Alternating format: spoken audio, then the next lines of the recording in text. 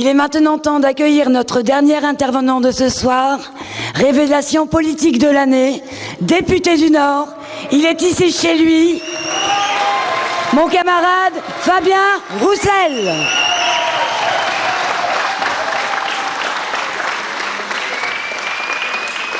Wow.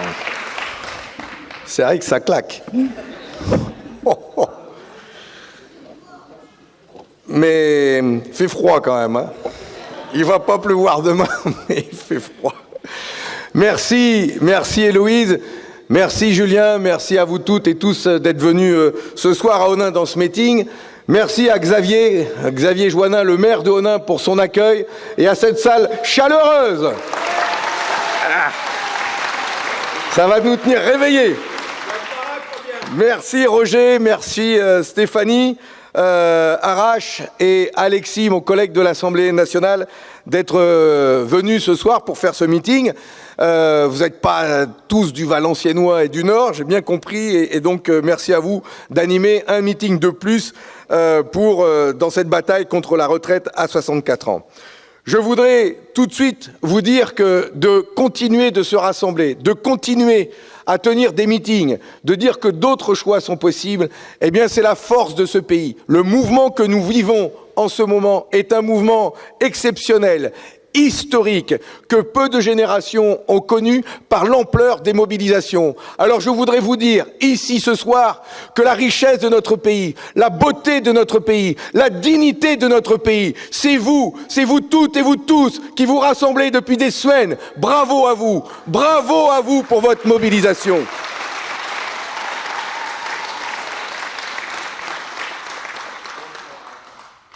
J'aimerais ce soir vous dire, après 2 mois de mobilisation, que la situation est quand même particulièrement grave et sérieuse, et il faut pouvoir le mesurer. Notre démocratie est sérieusement mise en péril. Mais en plus de ça, le monde du travail est lui aussi mis à dure épreuve. La démocratie est mise en péril car depuis 2 mois maintenant, depuis le 19 janvier, le monde du travail manifeste, avec des mobilisations d'ampleur exceptionnelle, comme je l'ai dit. Il manifeste déterminé, uni dans sa grande diversité, salariés du public, salariés du privé, retraités, étudiants, quelle que soit leur couleur syndicale, ils manifestent ensemble.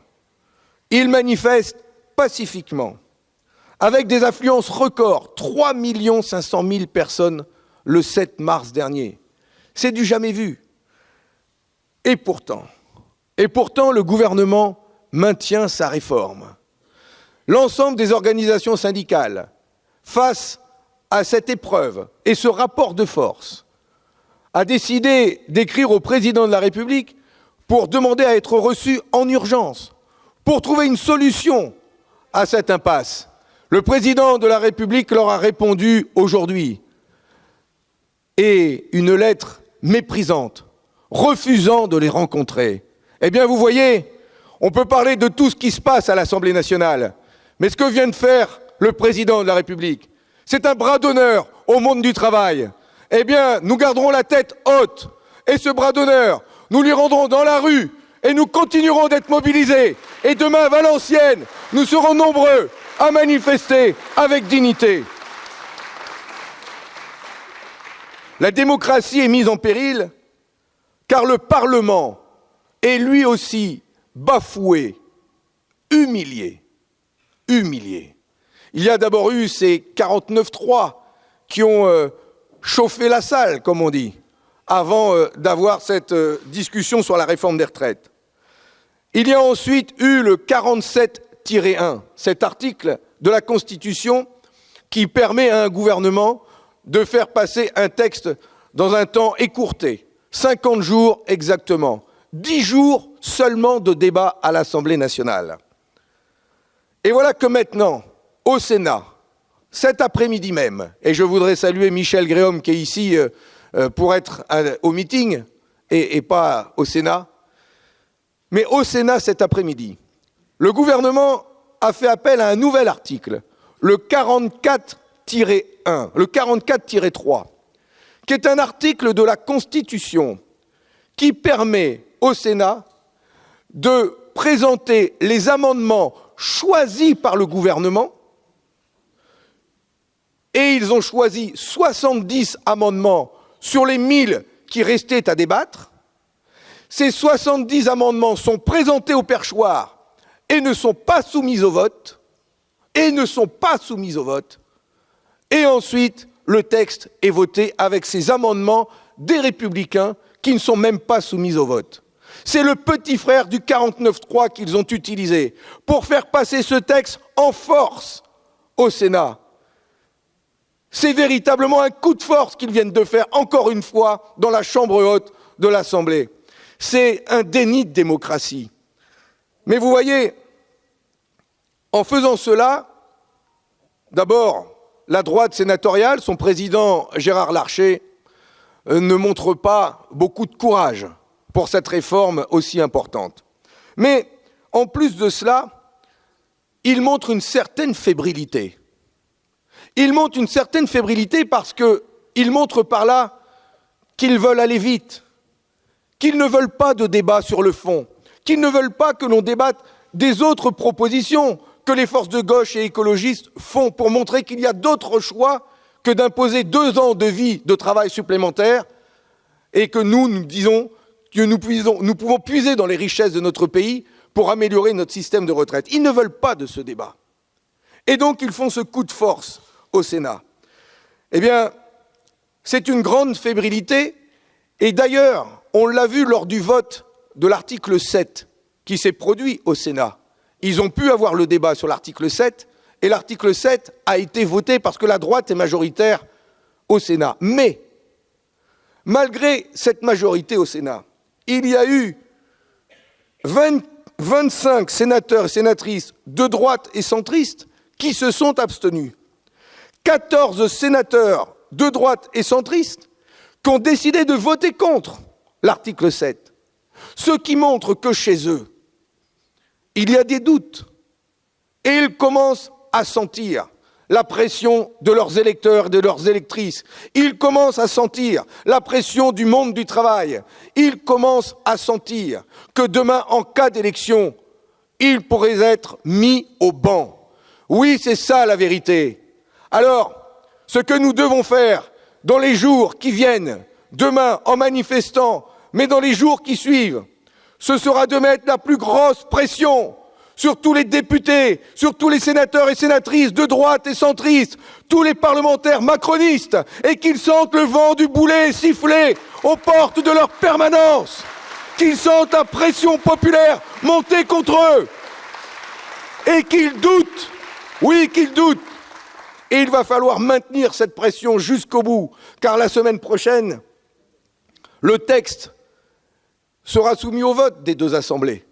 Il sera soumis au vote des 2 assemblées, faut quand même vous dire ça, il sera soumis au vote des 2 assemblées après une commission mixte paritaire qui réunira 14 parlementaires, 7 du Sénat, 7 de l'Assemblée nationale, au prorata des majorités des groupes que constituent ces 2 assemblées, et donc, très majoritairement, 14 parlementaires de droite et macronistes.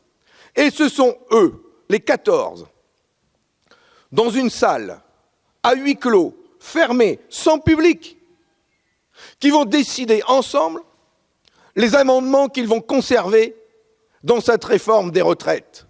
Ils vont décider ensemble de durcir peut-être ce texte de loi qui se fait contre le monde du travail. Et c'est ensuite, le 16 ou le 17 mars prochain, que le texte sera soumis au vote des députés et des sénateurs. Alors oui, je vous invite véritablement à aller interpeller vos députés, vos sénateurs, vos sénatrices, leur mettre la pression, aller à leur permanence, leur écrire du courrier, des mails, téléphoner. Il faut leur mettre la pression, qu'ils ne votent pas ce texte, qu'ils soient du côté du peuple, enfin.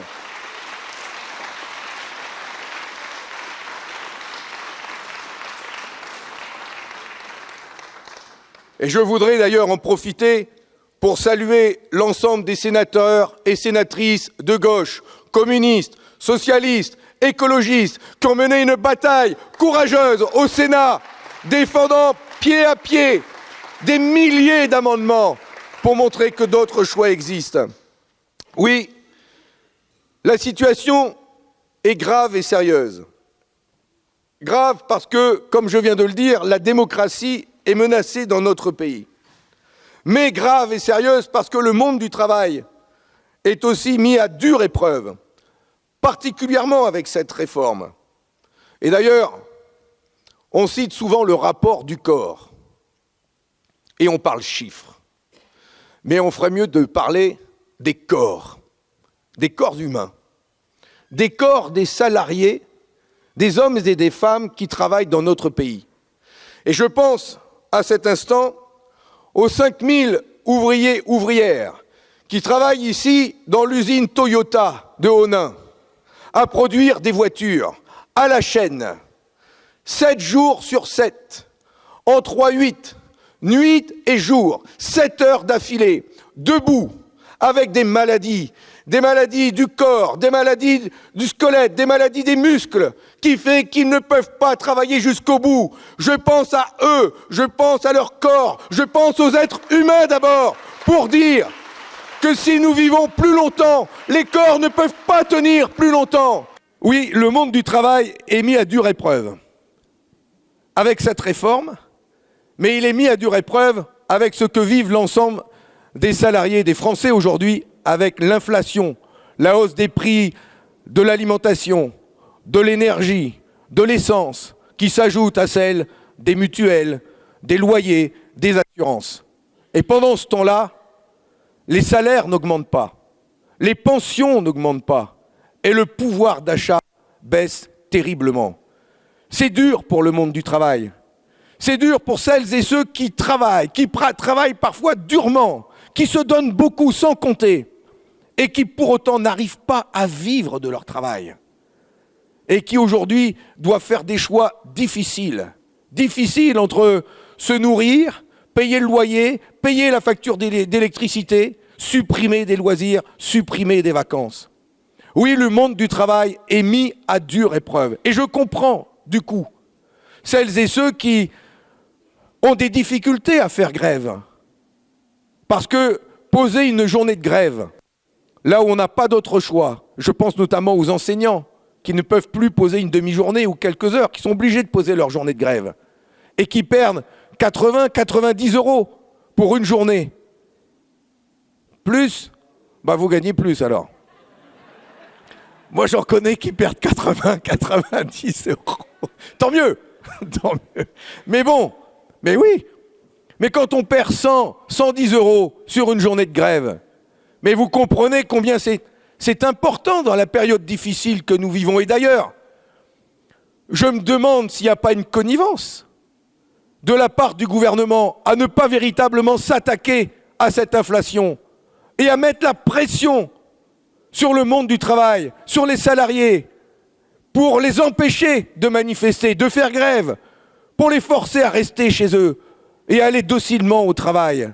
La pression, elle est là. Elle est dure, elle est difficile. Et il va falloir tenir bon, être solidaires entre nous, alimenter les caisses de grève. Et je le dis, partout où c'est possible, sur les chaînes de l'industrie automobile, ou du ferroviaire par exemple, ou dans d'autres secteurs d'activité. Parfois, il suffit de poser 1 heure de grève, 2 heures de grève, pour complètement désorganiser le travail. C'est cela qu'il faut faire, continuer à tenir. Et je voudrais saluer ici les cheminots, les énergéticiens, les verriers, les dockers, toutes celles et ceux qui font le choix de la grève reconductible, malgré ce climat difficile qui pèse sur eux. Bravo à vous. Je voudrais aussi en profiter pour saluer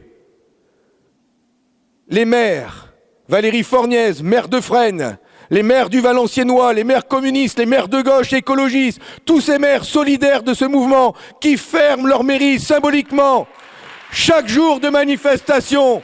Bravo à vous, merci.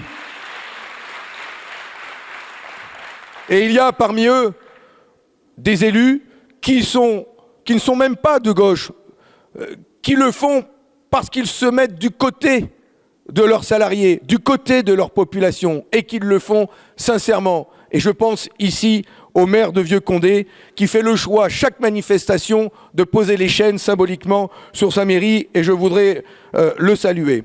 Je voudrais bien sûr saluer les patrons du bâtiment, et notamment ceux de Bretagne, la CAPEB de Bretagne, qui a décidé de lancer un appel à la grève, qui a appelé ses salariés à faire grève, et qui a même dit qu'ils paieraient les jours de grève de leurs salariés, parce que dans le bâtiment, on ne sait pas travailler jusqu'à 64 ans. Et eux, ce sont des patrons responsables, ils le savent. Il faut pouvoir encourager toutes ces forces qui ne sont pas forcément ancrées à gauche, mais qui ont la conviction sincère et profonde que cette réforme est mauvaise et qu'elle fera du mal à leurs salariés, aux agents communaux. Et pour cela, eux aussi font le choix de s'engager contre cette réforme des retraites. De notre côté, nous, forces de gauche, écologistes, parlementaires, élus, au Conseil régional, dans les départements, nous allons continuer à montrer aux Français que d'autres choix existent. Nous n'avons d'ailleurs jamais produit autant de richesses. Les entreprises du CAC 40 n'ont jamais réalisé autant de bénéfices. 152 milliards d'euros de bénéfices en 2022. Jamais ils n'ont gagné autant d'argent.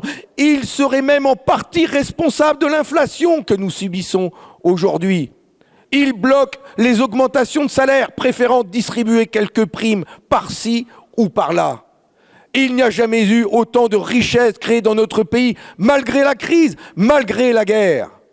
Alors oui, ce que nous voulons, nous, c'est que ces richesses soient mises à contribution d'une réforme des retraites progressiste, juste, pour tous, pour les femmes, pour les hommes, pour la jeunesse de notre pays, pour la retraite à 60 ans.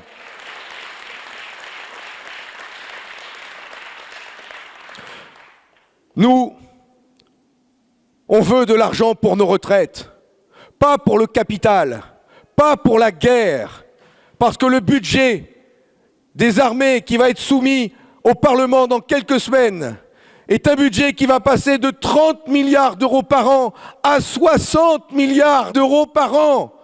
Nous ne voulons pas d'argent pour des canons, pour des avions de chasse, pour le nucléaire. Nous voulons de l'argent pour nous permettre de vivre, pour la retraite, pour la dignité du monde du travail, pour réduire les inégalités salariales entre les femmes et les hommes. C'est ça ce que nous voulons. Beaucoup de propositions ont été faites pour montrer que d'autres choix sont possibles pour financer les retraites. Il y en a une qui nous tient à cœur, nous communistes, justement, c'est de dire que, au lieu de taxer la vie des salariés, nous préférons, nous, faire cotiser le capital. La cotisation, c'est la base de la sécurité sociale. Nous avons, nous tous, des cotisations sur notre salaire. En plus de ces cotisations, nous payons nos impôts. Le capital, lui, de son côté, il paye des impôts, mais il n'en a jamais payé aussi peu parce que ce gouvernement a réduit les impôts sur le capital. Il les a plafonnés à 30%. Mais le capital ne cotise pas à la sécurité sociale. Ce que nous proposons, nous, c'est une cotisation populaire, une cotisation universelle sur les revenus du capital. 382 milliards d'euros de revenus financiers en 2022. 382 milliards d'euros qui payent des impôts, mais qui ne cotisent pas à la sécurité sociale. Eh bien, leur imposer une cotisation de 11%, la même que la note sur nos salaires, c'est faire rentrer 42 milliards d'euros dans les caisses de la Sécu. Voilà tout de suite comment nous pouvons régler l'injustice de cette réforme. Alors, mes amis, mes camarades, je ne développerai pas plus, j'ai passé mon temps de parole, j'ai même dépassé de 15 secondes le temps d'Alexis Corbière, pourtant j'avais dit que je ferais autant. Je voudrais juste vous dire que d'autres choix sont possibles. Oui, d'autres choix sont possibles. Un autre partage des richesses est possible. Une autre France est possible. Une autre réforme des retraites est possible. Restons unis. Restons déterminés, soyons respectueux de l'intersyndical et ensemble, avançons main dans la main. Politique de gauche, syndicats dans leur diversité, la victoire est à portée de main. Merci à vous.